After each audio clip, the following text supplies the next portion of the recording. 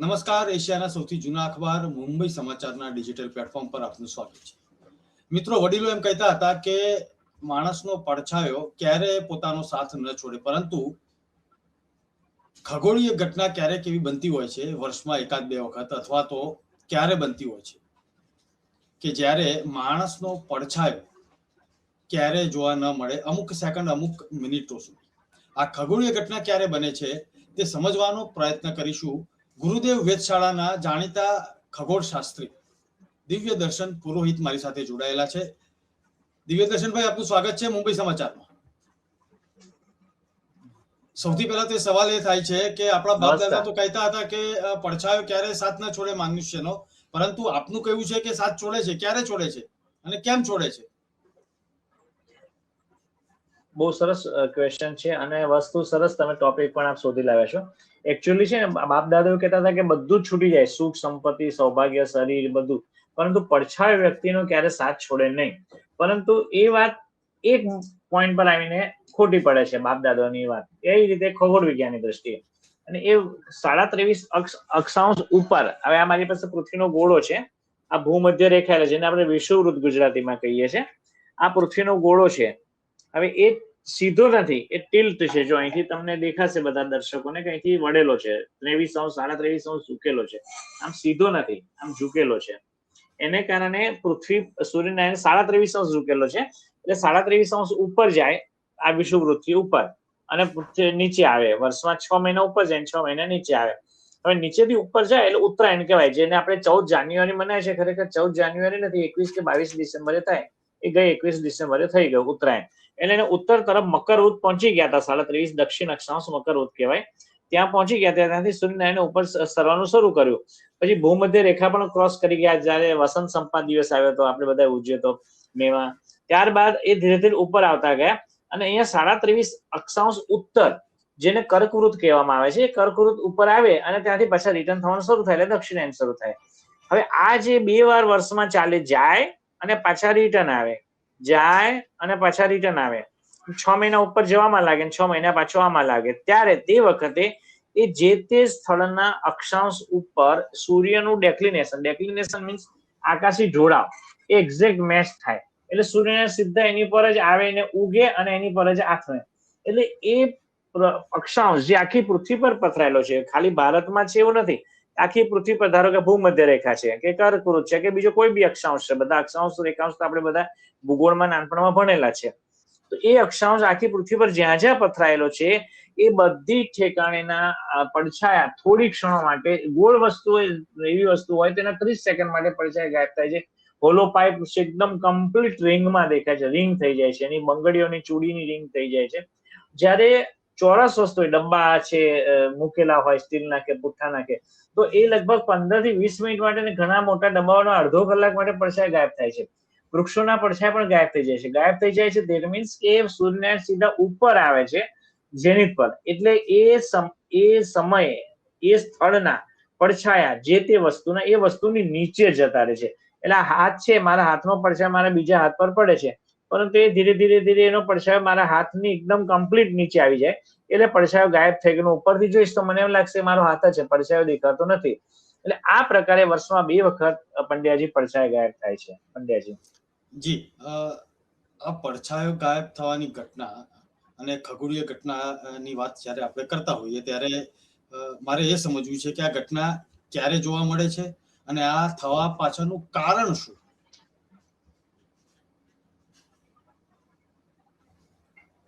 આ ઘટના વર્ષમાં 2 વખત જોવા મળે, પરંતુ મેં આપણે જે પહેલા દર્શકોને જણાવ્યો કે 23 ઉત્તર અક્ષાંશ, જેને કર્કવૃત્ત કે, જે અંબાજી માણસા પાસેથી પસાર થયેલો છે, અને એ નીચે જાય છે મકરવૃત્ત. આ 2 સ્થળ વાળા જ જોઈ શકે. આની ઉપર એના લોકો, ધારો કે હરિદ્વાર છે, મથુરા છે, દિલ્હી છે, રશિયા છે, કેનેડા છે, ચાઇના છે, કે આ બાજુ ઓસ્ટ્રેલિયા છે, ન્યુઝીલેન્ડ છે, તો એ લોકો જોઈ શકે નહીં.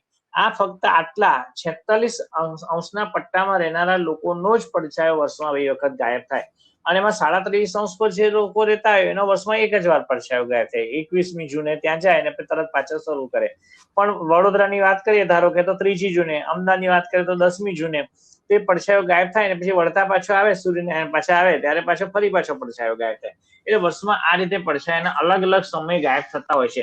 અને એનું ઇન્ટરેસ્ટિંગ એક સરસ મજાનું ટેબલ છે, તો હું ટેબલ પણ દર્શકોને હું જણાવવા માંગીશ. હવે ધ્યાનથી સાંભળજો દર્શકો, નોટ હોય તો આપ નોટ કરજો, અથવા ફરીવાર આ ઇન્ટરવ્યુ મુંબઈ સમાચારનો આપ જોજો મારી જોડે. હવે જો 20 ડિગ્રી અક્ષાંશ પર આપણે રહેતા હોય તો એના સ્થળો છે એની આસપાસના કોઈ પણ સ્થળ પણ ચાલે. દાદરા નગર હવેલી, નાસિક, નાગપુર, ઔરંગાબાદ, ભુવનેશ્વર, ઓડિશાનું વગેરે પર 20મી મે અને 23મી જુલાઈ, 20 મે અને 23 જુલાઈ યાદ રાખજો, પડછાયો ગાયબ થાય. હવે 21 ડિગ્રીની વાત કરીએ તો સુરત આપણું ગુજરાતનું, મહારાષ્ટ્રનું ધુલે, છત્તીસગઢનું વર્ધા, રાયપુર, સંભલપુર ઓરિસ્સાનું વગેરે પર 25મી મે સૂર્ય જાય ત્યારે 25મી મે જતી વખતે અને રિટર્નમાં 18મી જુલાઈએ પડછાયો ગાયબ થઈ જાય. પછી આપણે એનાથી આગળ જઈએ, 22 ડિગ્રી અક્ષાંશ પર જઈએ તો 22 ડિગ્રીએ ગોંડલ, વલભીપુર, રાજપીપળા, ભરૂચ આ બધા ગુજરાતના છે, આપ જાણીએ છીએ. બરવાની મધ્યપ્રદેશનું, છિંદવાડા, વિલાસપુર છત્તીસગઢના, સુંદરગઢ ઓરિસ્સાનું, વરિયાદા, હલ્દિયા, લોહીપિંગ મિઝોરમના વગેરે પર 31 મે ના રોજ પડછાયો ગાયબ થઈ જશે અને રિટર્નમાં 11મી જુલાઈના રોજ પડછાયો ગાયબ થશે. હવે મેં પર્ટિક્યુલર ગુરુદેવ વેધશાળા 22.19 પણ આવેલી છે, એટલે મેં 22.19 અક્ષાંશ પણ અંદર સામેલ કર્યો છે. 22.19 ડિગ્રી પર જામનગર, યાદ રાખજો મિત્રો, જામનગર, રાજકોટ, વડોદરા, છોટાઉદેપુર, કલકત્તા, ઇન્દોર વગેરેનો પડછાયો 3જી જૂને ગાયબ થશે અને વળતા 10મી જુલાઈએ ગાયબ થશે. ત્યારબાદ આગળ વધીએ તો 23 ડિગ્રી આવ્યા આપણે, તો 23 ડિગ્રીએ ભુજ, અંજાર, વિરમગામ, અમદાવાદ આ ગુજરાતના સ્થળો છે. ઉજ્જૈન મધ્યપ્રદેશનું, ભોપાલ, જબલપુર, વેંકુટપુર, અંબિકાપુર, ગોવિંદપુર ઝારખંડનું વગેરે પર 10મી જૂન અને 2 જુલાઈએ વળતી વખતે પડછાયો ગાયબ થશે. અને અંતમાં 23.5 ડિગ્રી જેને કર્કવૃતની રેખા કહેવામાં આવે છે, જે પસાર થાય છે કડી, માણસા, મોડાસા, નખત્રાણા, નારાયણ સરોવર, કોટેશ્વરી આપણા ગુજરાતના, વિદિશા અને સાજપુર મધ્યપ્રદેશના, ઝારખંડનું રાંચી, પશ્ચિમ બંગાળનું દુર્ગાપુર, ત્રિપુરાનું અનારપુર વગેરે પર 21મી જૂનના રોજ, જેને આપણે દક્ષિણાયન દિવસ તરીકે પણ ઓળખીએ છીએ, પડછાયો કમ્પ્લીટ વેનિશ થઈ જશે, એટલે ગાયબ થઈ જશે અને રિટર્નમાં 21મી જૂને જ ગાયબ થશે, કેમ કે એ ત્યાં જઈને તરત પાછું ખસવાનું શરૂ થશે. એના 30 સેકન્ડથી લઈને 20 મિનિટ સુધી ચાલનારી કુદરતની અદ્ભુત ઘટના છે. પરંતુ એની પાછળ એક બીજું ઇન્ટરેસ્ટિંગ ફેક્ટ, અને એ બહુ જરૂરી છે જાણવાનું. આપણે લોકો એવું કહીએ છીએ કે લોકલ આપણે બપોર થઈ ગઈ, એ બપોર 12 વાગે એટલે બપોર થઈ ગયું, આપણે ભણવામાં શીખ્યા હતા, પણ ખરેખર એવું નથી. એસ્ટ્રોનોમિકલ પોઈન્ટ ઓફ વ્યૂ બપોર કોને કહેવાય, જેને ઇંગ્લિશમાં લોકલ નૂન કહેવામાં આવે છે. એ લોકલ નૂન એટલે કે બપોર એટલે કે દુપહરી, સૂર્યનારાયણ જયારે આપણા માથા પર, એક્ઝેક્ટ માથા પર આવે જેની, ત્યારે કહેવાય. અને રોજ સૂર્યનારાયણ 2 વસ્તુ જાણવા જેવી છે. સૂર્યનારાયણની ગતિ છે ને આપણે પૂર્વથી પશ્ચિમ જતા જોઈએ છે, પરંતુ લોકોના ઉત્તરથી દક્ષિણની ગતિ, દક્ષિણથી ઉત્તરની ગતિ ખબર નથી, ઊભી ગતિ. એનું વેદોમાં પણ વર્ણન છે. મહાભારતમાં ભીષ્મ પિતામહે પણ દક્ષિણાયન પર્વને છોડીને ઉત્તરાયણ પર્વની રાહ જોઈ હતી. તો આ ઉત્તરાયણ દક્ષિણામાં હોય ત્યારે સૂર્યનારાયણ પડછાયો ગાયબ કરે છે, અને જોડે જોડે લોકલ નૂન, એટલે લોકલ નૂન ઉત્તરાયણ અને દક્ષિણમાં વારાફરતી સૂર્યનારાયણ ઉગે છે. એ એક્ઝેક્ટ ઉત્તરમાં પૂર્વમાં જો કે એક્ઝેક્ટ પશ્ચિમમાં જ આથમે એવું નથી થતું. એ પૂર્વ અને પશ્ચિમની વચ્ચેની દિશામાં રોજ અલગ અલગ સમયે આથમે છે અને ઉગે છે. એ જ પ્રમાણે રોજ બપોરે લોકલ નૂન અલગ અલગ સમયે થાય છે. અને લોકલ નૂન ક્યારે થાય? જ્યારે સૂર્યનારાયણ માથા પર જેનિથ પર આવે ત્યારે. વડોદરાની સપોઝ વાત કરીએ તો 3જી જૂનના રોજ બપોરે 12:35 સૂર્યનારાયણ જયારે જશે ઉત્તર તરફ, અંબાજી તરફ, ત્યારે 12:35 ગાયબ થઈ જશે. એટલે લોકોનું 12 વાગે નહીં પણ 12:35 હશે. જયારે રિટર્નમાં આવશે ત્યારે 9મી જુલાઈ હશે, ત્યારે 12:35 નહીં હોય, 12:42 હશે, 12:42 ગાયબ થશે.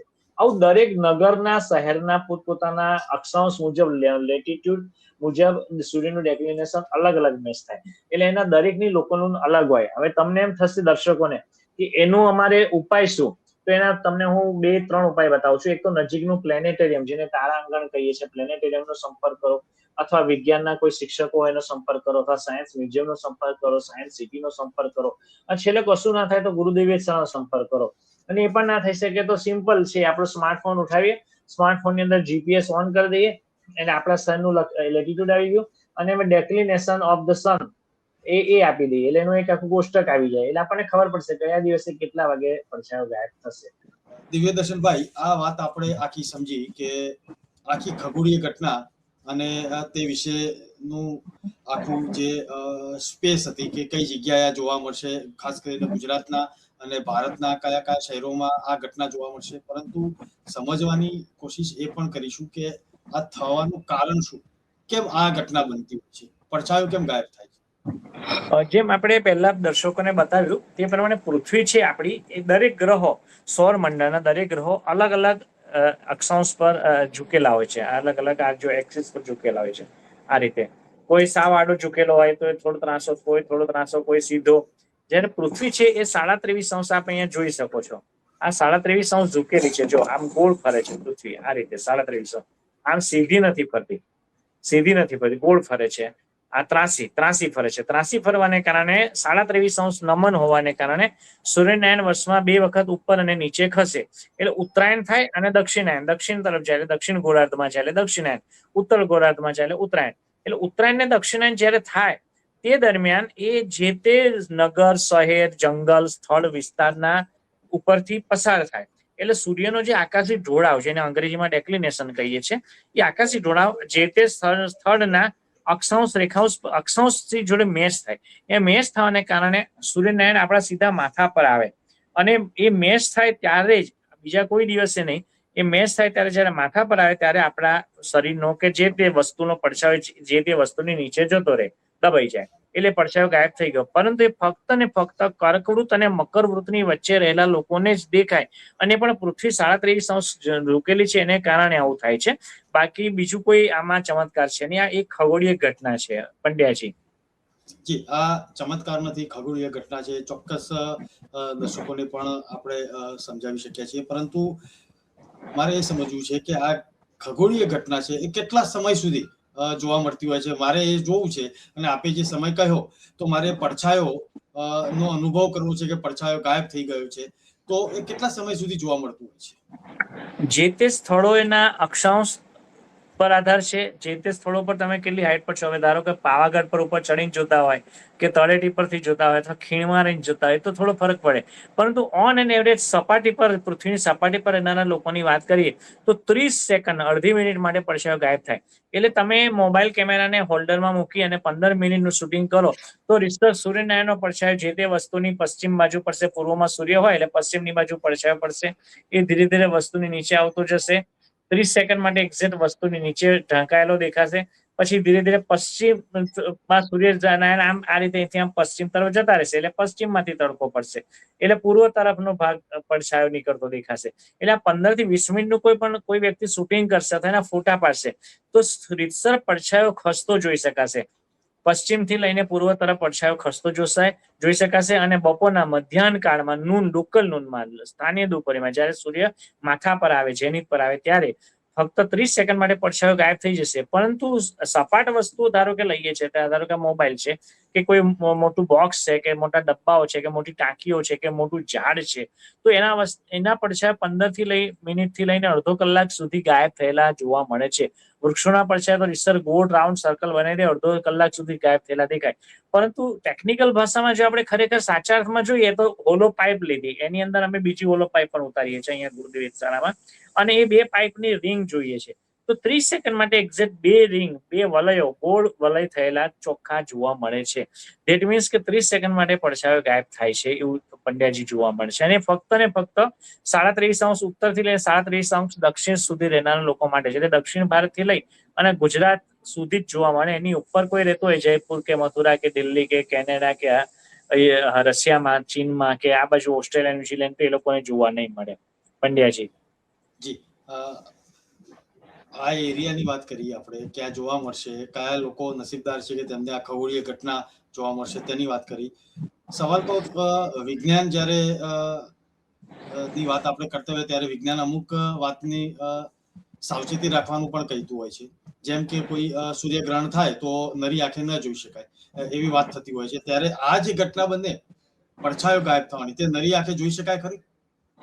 વાહ, બિલકુલ, બહુ સરસ વાત આપે પૂછી. આ સાવ નરી આંખે જોઈ શકાય એવી ઘટના છે. આમાં ફક્ત કાળજી એક જ વસ્તુ લેવાની છે કે અત્યારે લૂ ચાલે છે, હીટ વેવ ચાલી રહ્યો છે, અને 3 જૂને સૂર્યનારાયણ માથા પર હશે. એટલે ખૌગોલિક દ્રષ્ટિએ, ભૌગોલિક દ્રષ્ટિએ સૂર્યનારાયણ આપણા માથા પર આવશે 3 જૂનથી ને 10 જૂન સુધી. વડોદરા, અમદાવાદ બધાની વાત કરીએ તો છેક દ્વારિકા આખું બધું પસાર થઈ જાય 21 જૂન સુધી. એટલે તે વખતે તડકો આપણને લૂ લાગે ને એના માટે પ્રિકોશન, જે ટોપી, કેપ પહેરીએ છીએ કે આખી સ્લીવના શર્ટ કે ફ્રોક પહેરીએ છીએ, એ ડ્રેસ પહેરીએ છીએ, એ પ્રકારનું પહેરીને જોવું હિતાવ છે, એટલે લૂ લાગે નહીં. બાકી નરી આંખે એકદમ જોઈ શકાશે સાદા કેમેરાથી, મોબાઈલના કેમેરાથી બી ફોટા પાડી શકાશે. કોઈ હાઈ એન્ડ કેમેરાની જરૂર નથી, કોઈ ટેલિસ્કોપ દૂરબીનની જરૂર નથી, કારણ કે આપણે ધરતી પર પડછાયો જોઈ રહ્યા છીએ, સૂર્યનારાયણને સીધા જોવાના નથી. ફેસિનેટિંગ થઈને કોઈ સૂર્યનારાયણ જોઈએ તો આંખમાંથી તરત પાણી પડવા માંડશે, એટલે સૂર્યનારાયણ જોવાની જરૂર નથી. ફક્ત એને લીધે ક્રિએટ થતો પડછાયો જોવાની જરૂર છે. અને આને લીધે ઘણી બધી વસ્તુઓ વિદ્યાર્થીઓને, બાળકોને અને ઇવન આપણે પણ રમતા રમતા શીખી શકીએ છીએ. પંડ્યાજી. જી દિવ્યદર્શનભાઈ, આ આખી વાત આપણે ખગોળીય ઘટનાની કરીએ છીએ કે પડછાયો આ તારીખે ગાયબ થાય છે. આ પ્રકારની અન્ય ખગોળીય ઘટનાઓ પણ થતી હશે જે મનુષ્યના ધ્યાનમાં નથી આવતી, અથવા તો અજાણ છે, કે એને ખબર જ નથી કે આવી ઘટનાઓ પણ થાય છે. અને જ્યારે અચાનક જોવે ત્યારે તેને એ ચમત્કાર અથવા તો કંઈક જુદું માની બેસતો હોય છે. અંધશ્રદ્ધા પણ ક્યારેક થતી હોય છે. કેવી ઘટનાઓ આવી છે કે જેનાથી અંધશ્રદ્ધા પ્રવર્તે અને ત્યાર પછી વિજ્ઞાન તેના પુરાવા આપતું હોય છે? આવી કોઈ ઘટનાઓ ખરી? ઘણી બધી ઘટનાઓ એની સાથે સંકળાયેલી છે, પણ એની પહેલા હું એક વાત પોઈન્ટ પર કઈ જતા રહીએ પાછલા, કે આનાથી એક તો આ પડછાયો ગાયબ થવાની ઘટનાથી પૃથ્વીની વિશ્વયાન ગતિ, પૃથ્વી સીધી નથી ફરતી, આમ ભમરડાની જેમ ગોળ ગોળ ફરે છે. એટલે વિશ્વયાન ગતિ, પૃથ્વી સૂર્યનારાયણનું ઉપરથી નીચે જવું, ઉત્તરાયણ દક્ષિણાયન, પૂર્વથી પશ્ચિમ તરફ જવું, લોકલ નૂન એટલે સ્થાનીય દુપરી, આ બધી વસ્તુઓ શીખી શકાય છે. હવે જે આપે જે ક્વેશ્ચન કર્યો તો અંધશ્રદ્ધા, જ્યાં શ્રદ્ધા છે ત્યાં અંધશ્રદ્ધા પણ ઘણી વાર આવી જતી હોય છે. એમાં સૌથી મોટી અંધશ્રદ્ધા અમે જોયેલી છે, અમને અનુભવ્યો છે, ગ્રહણની અંદર અનુભવ્યો છે, ચંદ્રગ્રહણ ને સૂર્યગ્રહણમાં. એટલે એમાં માણસ ડરી જાય છે, યુતિમાં ડરી જાય છે કે હવે આ ગ્રહોની યુતિ થઈ, ગ્રહોની વક્રગતિ ચાલતી હોય છે, તે વખતે ડરી જાય છે કે વક્રગતિ થઈ તો અમને નડશે, શનિ મહારાજ નડશે, ગુરુ મહારાજ નડશે, એવું માણસના મનમાં ડર પેસી જાય છે, વહેમ પેસી જાય છે. એટલે આ પ્રકારની અમુક ઘટના એવી છે કે જેમાંથી ડરી જાય છે. અને અમુક ઘટનાઓ એકદમ સુંદર હોય છે. ઘણી વાર મેં એવું પણ જોયું છે કે વચ્ચે 3 વર્ષ દરમિયાન 3 થી લઈને 5 ગ્રહો, 7 ગ્રહો સુધી એલાઇન થયા હતા. હવે ખરેખર એલાઇન નતા થયા, પણ આપણા પર્સ્પેક્ટિવથી, આપણે જે દ્રષ્ટિકોણ જ્યાંથી પૃથ્વીથી જોતા હતા, તો આપણને 7 ગ્રહો ધીરે ધીરે આમ લાઈનમાં દેખાતા હતા. તેમાં પણ લોકો ડરી ગયા હતા કે 7 ગ્રહો ભેગા થયા છે, એટલે હવે પૃથ્વી પર ઉથલ પાથલ થશે ને આમ થશે તેમ થશે. એટલે આ પ્રકારની અંધશ્રદ્ધાઓ પણ ફેલાતી હોય છે. પરંતુ મારી દ્રષ્ટિએ એમાં એક બાળકની જેમ, આપણે ઋષિઓની સંતાન છે, ભારતના ઋષિઓ, વેદોમાં સ્પષ્ટપણે બધું લખેલું છે. એટલે ઋષિઓની સંતાનની જેમ ડર્યા વગર, ડર રાખ્યા વગર ના ડરીએ કે ના ડરાવીએ. આ ખગોળીય ઘટના કુદરતની બનાવેલી છે, એટલે આપણે એનો આનંદ માણીએ. કુદરત એ ભગવાન છે, અને ભગવાન ક્યારે પણ અશુભ કરતો નથી વ્યક્તિનો. ભગવાન પોતે શુભ છે. જે શુભ હોય, વ્યક્તિ અશુભ કરી શકે, પણ ભગવાન અશુભ કરી જ ના શકે.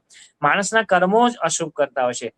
એક જ રાશિની વ્યક્તિ છે, ધારો કે અત્યારે મીન રાશિને પનોતી ચાલી રહી છે, તો હું પણ મીન રાશિનો છું અને બીજા મિત્ર બી મીન રાશિના છે, તો મને પનોતી નડે ને એમને પનોતી ના નડે, તેનું કારણ શું? તો એના કર્મોથી જ માણસ તકલીફમાં મુકાય છે, કે પાપ કર્મનું ફળ ભોગવે છે અને દુષ્સત કર્મો સારું ફળ ભોગવે છે. એટલે મારી દ્રષ્ટિએ ખગોળીય ઘટનાઓ એ કુદરતની બનાવેલી ઘટના છે. એમાં કોઈ પણ જાતનો ડર રાખ્યા વગર, હિંમત રાખીને, શ્રદ્ધા રાખીને ભગવાનને જોઈએ છે, વિરાટને જોઈએ છે, જોવાની જરૂર છે. અને જોવાથી શું થાય કે આપણો અહમ ઓગળે. પહેલો તો કે વિરાટ છે, વિરાટની સામે આપણે તો દેવદર્શન પુરોહિત તો કશું નથી, કઈ જ નથી. આપણે પૃથ્વી પર 12,000 કિલોમીટર પૃથ્વી પર આટલા છે, સૌર મંડળમાં પૃથ્વી આટલી છે, આકાશ ગંગામાં સૌર મંડળ આટલું છે, તો આપણે ગયા ક્યાં? આકાશ ગંગાઓનું આખું ગ્રુપ બન્યું છે, લોકલ ક્લસ્ટર, એમાં તો આકાશ ગંગા આપણી દેખાતી નથી, તો આપણે ગયા ક્યાં? એટલે આ ઈગો જે આપણો છે, હું એન્જિનિયરનો, વૈજ્ઞાનિક, ડોક્ટર, એ જતો રહે છે. જોડે જોડે સમગ્ર ગ્રહો, નક્ષત્રો બધું ફરે છે, એટલે ગતિશીલ જ હોય છે, ક્યારે સ્થિર નથી રહેતા. એટલે એ આપણને શીખવાડે છે કે બેટા, તું જીવનના અંતિમ શ્વાસ સુધી લડતો રહે છે, ગતિશીલ રહે છે, ગમે તે પરિસ્થિતિમાં હિંમત ના હારીશ, અને આગળ ને આગળ ધપતો રહે છે, દોડતો રહે છે. એટલે બી ઇગોલેસ થવાનું પણ શીખવાડે છે, અને જોડે જોડે આપણને આવું સતત સક્રિય રહેતા રહેવાનું પણ શીખવાડે છે. એટલે પરબ્રહ્મને જોવાથી, અને બીજું પણ મારું પ્રત્યક્ષ અનુભવ છે વર્ષોનો, 3 દાયકાનો, કે પરબ્રહ્મને એટલે આકાશને જો રોજ જોવામાં આવે, સાંજના સમય, રાતના સમય, બાળકોને લઈને જઈએ, તારાઓ બતાવી. હવે તો બધા સ્માર્ટફોનની અંદર બધી એપ્લિકેશન પણ આવી ગઈ છે, એના આધારે આપણે તારા ઓળખીએ, ગ્રહો ઓળખીએ અને બતાવીએ. હમણાં ગુરુ દેખાય છે, સવારે શુક્ર શનિ દેખાય છે, તો આ બધું બતાવીએ. અને આપણે જોઈએ તો આપણે નિરાશામાંથી બહાર આવીએ છીએ, હતાશા, તણાવમાંથી બહાર આવીએ છીએ. અને અત્યારે હતાશાનો યુગ ચાલી રહ્યો છે ભાઈ. અત્યારે માનવી સૌથી વધારે માનસિક બીમાર છે, પછી એને કારણે સેકન્ડ નંબરે શારીરિક બીમાર થયો છે વ્યક્તિ. તો આ વસ્તુઓને દૂર કરવા માટે આકાશ દર્શન, ખગોળીય દર્શન બહુ મહત્વનો ભાગ ભજવે છે. એટલે જો મારી સલાહ એક ઋષિના બાળક તરીકે, ઋષિ વિજ્ઞાનના, વેદ વિજ્ઞાનના વિદ્યાર્થી તરીકે માનતા હોય તો આકાશ દર્શન રોજ કરવું જ જોઈએ. તો માનસિક સંતાપ હશે ને તો આપણી શારીરિક પીડાઓ દૂર થશે, એવું આપણને લાગશે. પંડ્યાજી. જી દિવ્યદર્શનભાઈ, આપે ખગોળીય ઘટના અને ખાસ કરીને પડછાયો અને ત્યારબાદની પણ કેટલીક ખગોળીય ઘટનાઓનો ઉલ્લેખ કરીને દર્શક મિત્રોને સમજાવવાનો પ્રયત્ન કર્યો, તે બદલ હું આપનો આભાર માનું છું. આપનો પણ ખૂબ ખૂબ આભાર. મુંબઈ સમાચારનો પણ ખૂબ આભાર. પ્રણામ.